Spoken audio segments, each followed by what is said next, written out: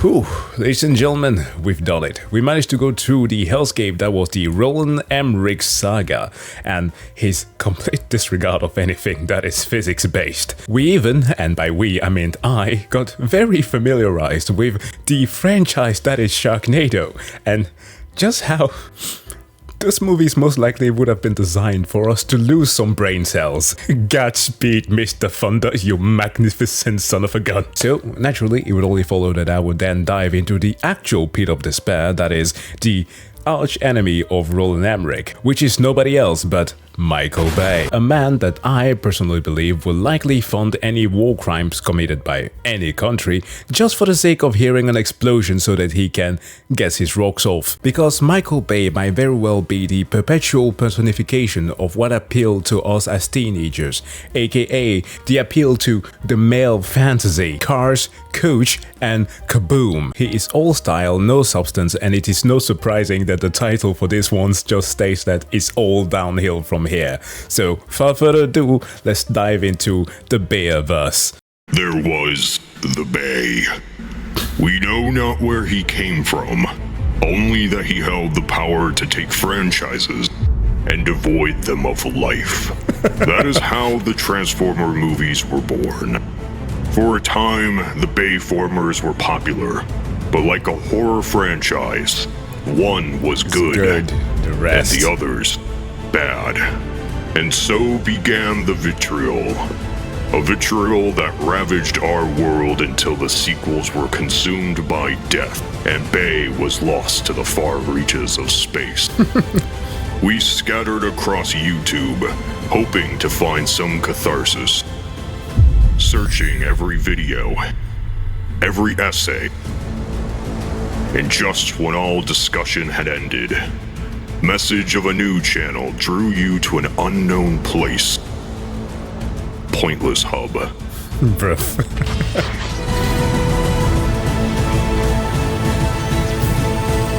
But I was already too late. Ah yes, the Transformer font, the one that took over the world before Trajan inevitably destroyed every single movie posters. Trajan, it's a menace to movie kind. Shut up, Grandma! Iconic. Oh, Dozer. Oh, hey. Didn't see you there. Oh. I was just playing with my 1987 Gen 1 wide load. What a barbaric little atrocity he sure is. His existence is only pain, and his presence in this world upsets me greatly. The little wide load here isn't the only unfortunate thing the Transformers franchise has ever done. And it's not the craziest opinion, especially on the internet, to say the Bayformer movies were a mistake. Nitro Zeus.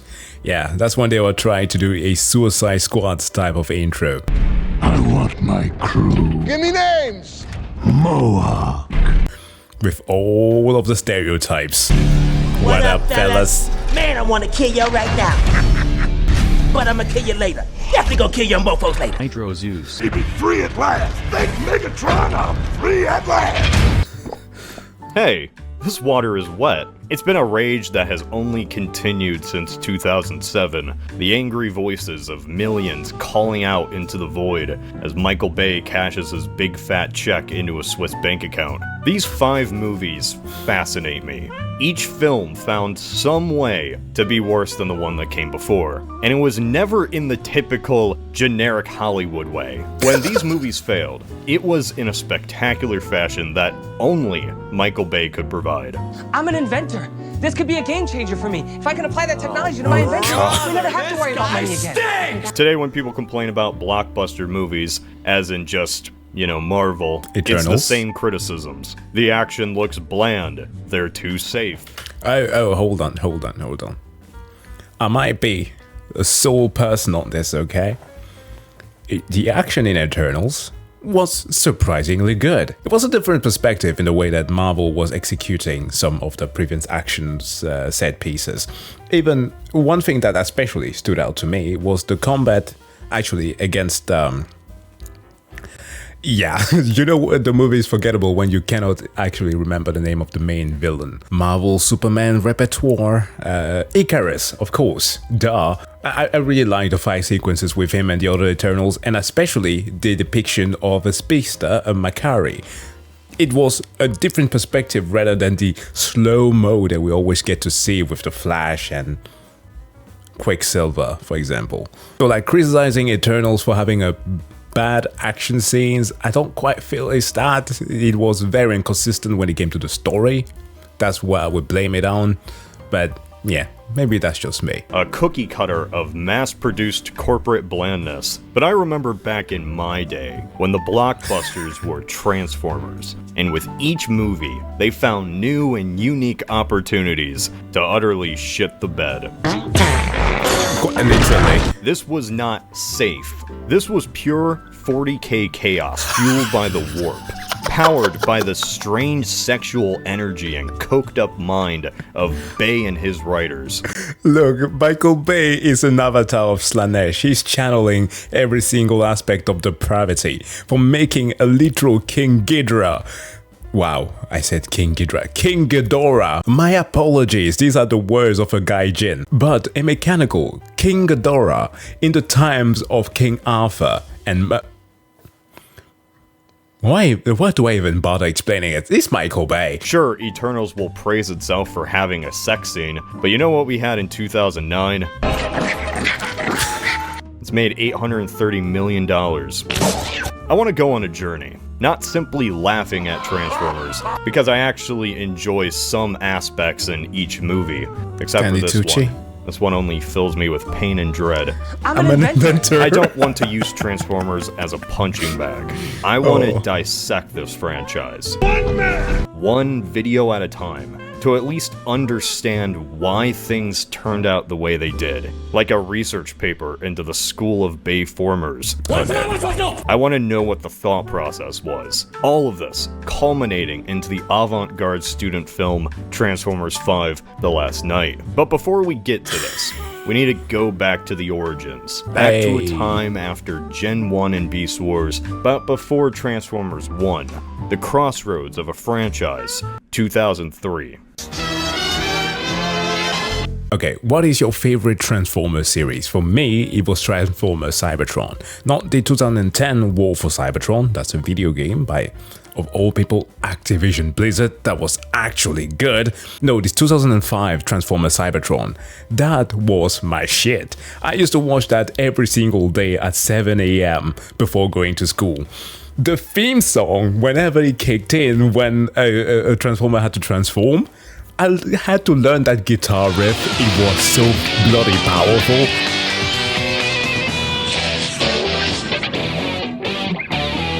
And of course, what's the name?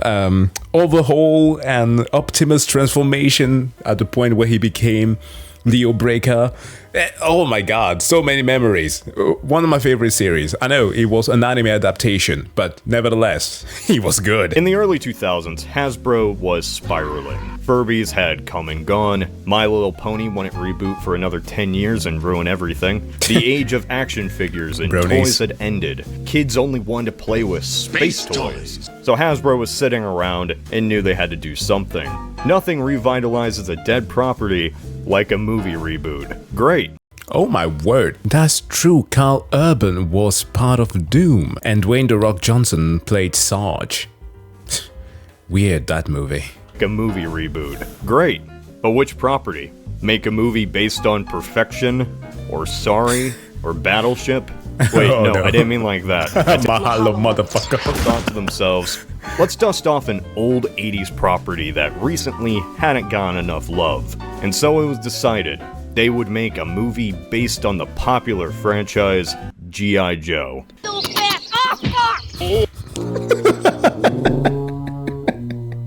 Okay, that caught me off guard. But hold on a minute. This was right around the war, right? I mean, the US has not been shy of making shows that dealt with terrorists right after conflict, but G.I. Joe to sell kids' toys, that's not a great plan. G.I. Joe! But then the US invaded Iraq, and for some reason that was seen as bad taste. Well, shit. What else do we have? How about Transformers? Yeah, that works. And so Transformers was greenlit. Spielberg was brought on to produce, and in true Spielberg fashion, he literally had nothing to do with production except for finding someone else to do all the work. And that someone else was Michael Bay, who looked at the idea once, probably saw a clip of the original show. You can't keep me in here, Starscream! And then turned it down, saying he didn't want to make a movie based on kid toys. Until they told him that these toys have, you know, a backstory. I don't know, maybe that probably blew his mind because suddenly he was on board. With Bay on the project and these two chuckle nuts writing, the movie got off the ground. Speculation was abound from fans who grew up with it. Imagine if you were one of them. Suddenly, there are leaks. Yo, if those were the original artwork, I don't think that a lot of people would have been so mad about the depiction of the Decepticons, especially with how they ended up being. Because it's not exactly faithful, but it still has the more blocky look that it used to have. But then, of course, they went with the monstrosities that, well, these further movies ended up having. Ground. Speculation was abound from fans who grew up with it. Imagine if you were one of them. Suddenly, there are leaks. Low-res images appear of what is supposedly Megatron's face. Say goodnight to your Megatron!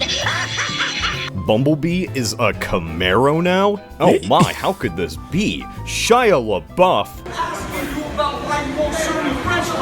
Even Steven's boy?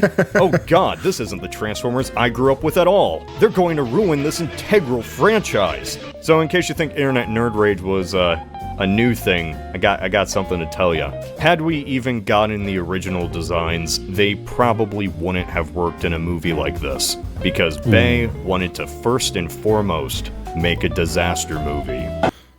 As I said, Roland Emmerich's evil twin. Which meant the Decepticons weren't the dumbasses of the original series. Who got high on drinking energy? They were Energon. entirely alien forces of nature. And as a kid going to see this movie for the first time, my first interaction with Transformers wasn't these designs. It wasn't this or this, it was this.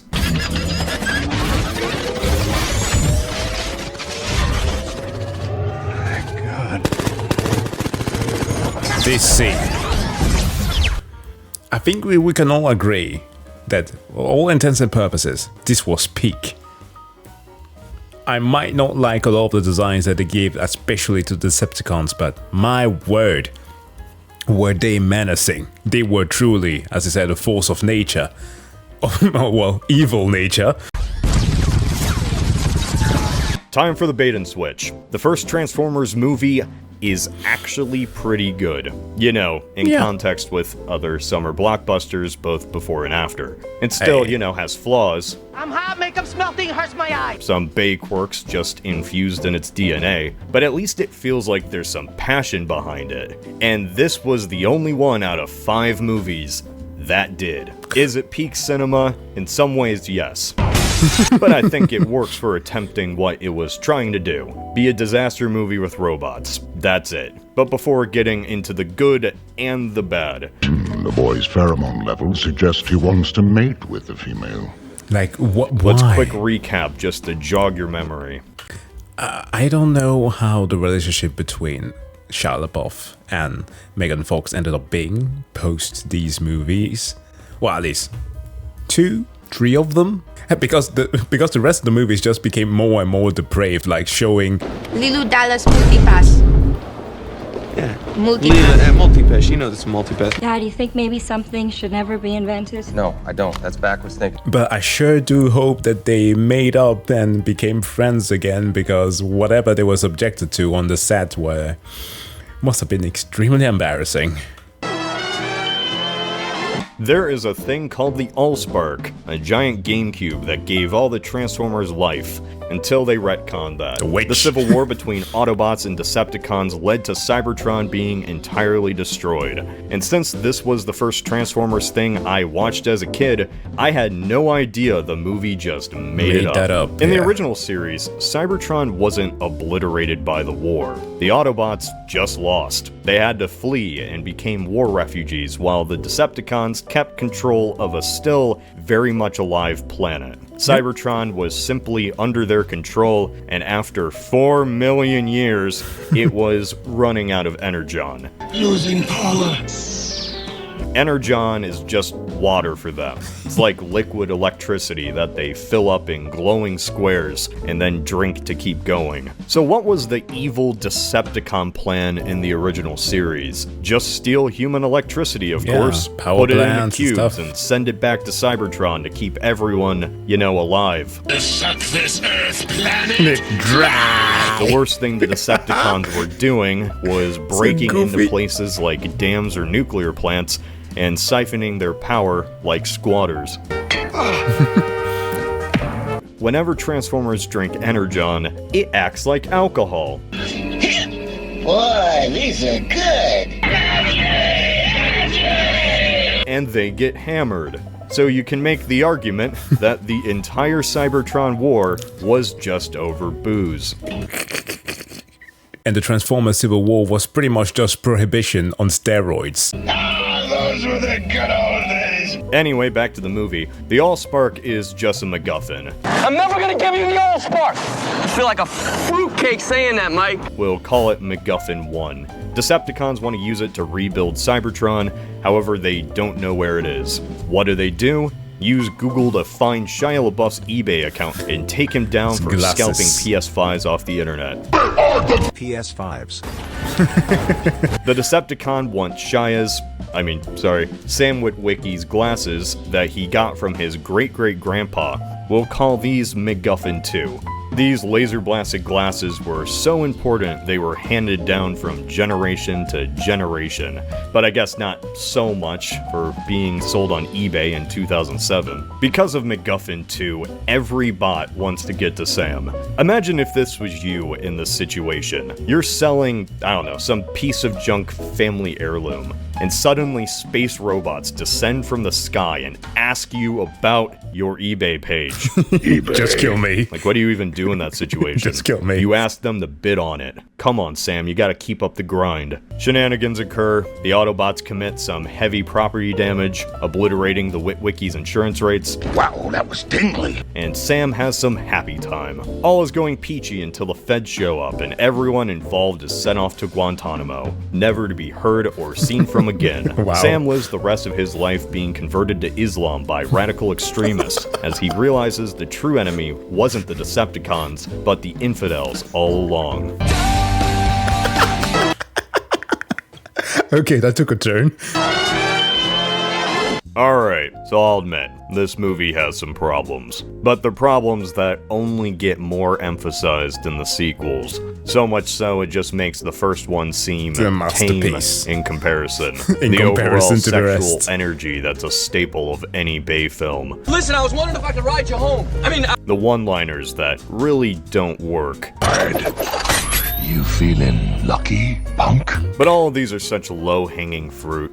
You've heard these all before. I don't want to waste your time. You don't want to waste mine. I just want to understand how the ideas in this movie came to be. About the peeing on, Like I said, I did a lot of research in the world of Michael Bay. Way too much. Please help me. The epic rap battle one. Love that. I absolutely love that episode. Damn. Oh man, I should watch more ERB. It's been like years. And for a franchise lacking a lot of complexity, it's remarkably dense under the hood. Singing is like repeats itself, repeats itself, repeats itself, repeats itself, repeats itself, repeats itself. Kick and counter. What I'm saying is a whole lot of people put countless hours and effort into a film that ended up being a 7 out of 10 on IMDb. Anyone can have any opinion they wish on a film, and I can see how old fans might have went into this film and been incredibly put off and disappointed by these designs. It left a sour taste in their mouth. I get it. Now, Just think about the fact that it took them so long. Of course, there was the Bumblebee movie, but damn near 2 decades to be able to do a proper adaptation that came out just this year, Transformers 1. Saving the franchise. That is wild. Now that said, since this was my first interaction with Transformers, I did not care. I did not know Ironhide used to be red. I did not know Starscream was the best character. I guess that makes me the new leader! He is. Now, as an adult revisiting Gen 1, of course these designs are more visually interesting and distinct compared to this. I played the Cybertron games too. This has been an opinion for a while. The 1986 movie is still the best of them all just through aesthetics alone. However, the 1986 movie and Transformers 2007 are doing 2 entirely different things. Yeah. And for the story this film was trying to tell, I think these designs work. For this movie, and this movie only. Now, early on in the project's history, there were ideas to keep the robots as close to the original designs as possible. Instead of the complex organic designs, the Transformers were going to appear, well, blocky. Yet as the setting went closer to a disaster approach, a more realistic setting for the general audience, they had to find a way to differentiate Decepticons from the Autobots for the first-time viewers. Good guys were more human and spoke human languages, while the bad guys were more alien, came in a variety of different shapes, and other than Megatron, barely spoke at all. Suck this Earth planet! While in the original Transformers, the Decepticons had their own unique designs of various shades of blue and purple. This wasn't going to work here, mainly because of the type of vehicles Bay wanted to use for the enemy. The Autobots would drive civilian cars, while Decepticons turned into military hardware. So was he trying to emulate the same thing like Roland Emmerich with regards to like war similitudes? Because obviously the bad guys are the military that indiscriminately hurt people and don't know even if they are attacking their own. Yeah, I think that's what the logic was with this one. Which wasn't all bad, as I said. Especially that one scene there with the American base was pretty damn good and very terrifying. It gave them an overwhelming presence and an authoritarian nature. In the first movie at least, the only Decepticon car that appears was Barricade, a police car. Based? So yes, it would have been cool to see more colorful Decepticons, but it wouldn't really have helped them, you know, blend in. This movie was trying to take the concept of robots in disguise to its horrifying conclusion. The military wouldn't know who's friendly or not, and as much as it would have looked cool to see a familiar character, it wouldn't work if Starscream was still red and white. Which one's the enemy? Oh geez, I don't know. Now that doesn't excuse the weird deep voice and pug face. The humans have taken it. That's just hilariously stupid. But while they are less colorful, upon revisiting this movie, I was actually shocked how distinguishable the Decepticons actually were from one another. Yeah. It isn't until the sequels when they descend into a generic gray mass of unrecognizable parts. Yet nothing made fans angrier than those damn hot rod flames. Hey. Why does Optimus have hot rod flames? Well, the same reason as to why I often don't use red light. Right there. It changes some of the values on your camera if you put it on automatic. I guess that would be the reason why you would employ that. At least at the time, okay? At the time, it was difficult for a lot of cinematographers to do that, especially with large red surfaces. That's why it's only around 2010 with Mirage, the red Ferrari Autobot there, that you start seeing vehicles like that, at least with that color, being employed in the movie. Why is he not red? Cameras. That's the reason, I'm being serious. Michael Bay, if he knows anything, he knows how to shoot cars. Bay's reasoning was that nothing is harder to film on camera than red paint on cars. Apparently, the way light reflects off of red paint absolutely messes with lighting. The solution to this red color problem was those very much despised hot rod flames, as the blue truck appeared better on film, while the flames would give his chest a similar red appearance when he transformed. This was also why Ironhide was changed to black as well. Yeah. Now their faces are an entirely different story. I mean, oof. I'll be honest, I really don't like the realistic faces in any of the Bay movies. Ew. In fact, they only get worse from here on out. Any new Autobot went into this uncanny Sentinel valley Prime. of humanoid faces, while any new Decepticon just became an alien mess. Despite the creative decisions being hit or miss, I will say I am impressed, if by anything, by Michael Bay's team. Yeah, Bay films are practical often effects. just written off as Bay films, but movies are collaborative. Apparently, Bay has a very specific team of people he used for all 3 of these films. Ooh. For a franchise that descended into nothing but a CGI mess, it's really weird how practical the effects started off. And it's even stranger when looking at the films that are made today, with their over-reliance on computers and green screen, when comparing it to Transformers 1. Today, we only have endless hordes of underpaid effects artists that are outsourced to multiple different studios. So forgive me if it was kind of refreshing to see Michael Bay, of all people, praise his team on the amount of dangerous stunts they were able to accomplish practically on the ground. A really spotless track record for such a long time, and you know, knock on wood, because by the way, it's just a dangerous business. What we do, what they're doing, is dangerous. Good You guy, really get Michael the sense Bay. that for this first film, everyone was firing on all cylinders. Remove the sequels from your mind. This was the first time that Transformers were brought into live action.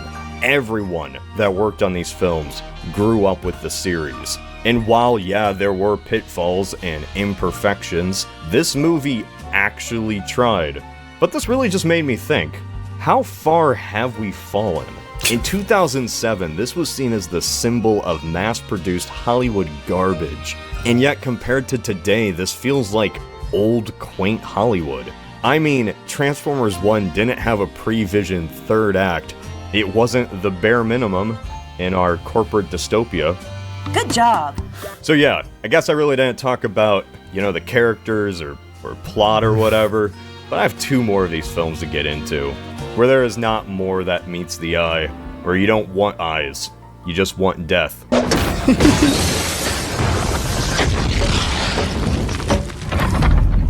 Class dismissed. Bruh. Wait, what? Transformers can only emit deadly amounts of radiation. Oh yeah, that's the justification as to why he died. Oh. Yep, and just like that, they kill Sam.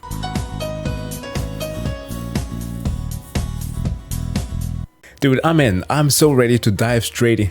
Dude, I'm in. I'm so ready to dive into the Bayverse. This is going to be awesome. Guys, thank you so much for checking out this reaction. As always, please do make sure to go and subscribe to Cody on the Pointlesshub channel if you haven't already. That being said, if you like this video, don't forget to hit that like and also subscribe on if you like. I wish you all to have a wonderful day. See you guys in the next one. Bye.